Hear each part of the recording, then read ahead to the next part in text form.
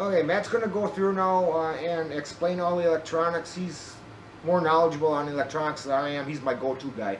All right, guys. The LYNX 180 Zero frame is designed around either 1806 or 18 style motors, all the way up to like the 2204 and larger racing motors.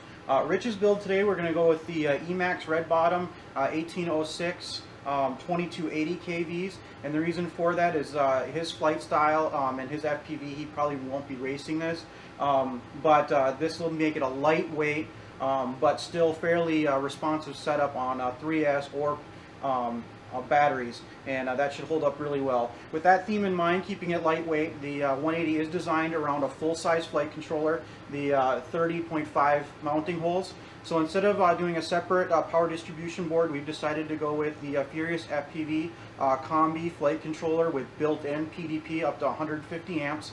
This will simplify our wiring quite a bit in a smaller build like this. Rich is running FR Sky with his Horus radio, so we're going with the Mini RX, and that'll also provide him with some telemetry functions as well. And along the lines of keeping it lightweight, we've gone with the BL Heli Furious FPV 20 amp speed controllers. These have LED lights built in, which Rich likes if he wants to do line of sight flying out in the front yard or what have you, which is a good function. I would say if you are going to go to the larger 2204, 2205 series motors, if you want to race this, you might want to consider the 30 amp ESCs just to give yourself a little bit overhead. But with these motors, 20 amp will be more than enough.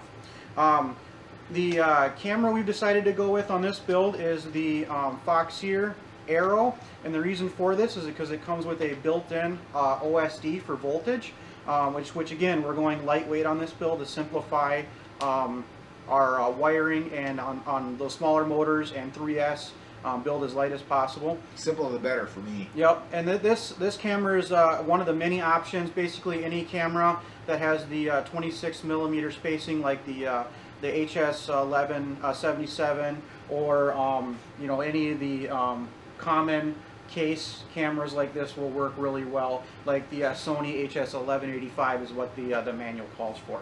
But anything that comes with the mounting style like this should work out really well in this this build.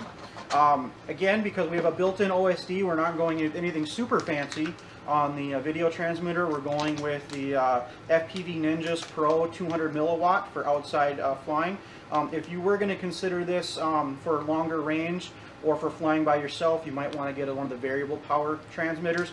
But Rich will probably just be flying this mostly at the flying field or in the backyard, so a straight 200 milliwatt, again, simple, lightweight transmitter is what we've gone with for this build. Simple. The last thing we'll finish it up basically is you're going to need your choice of antenna. Rich is using right-hand circular polarized. He should work well with his included headset, which runs the same antennas. So that's about it for electronics. The next step is basically putting the frame together and start soldering.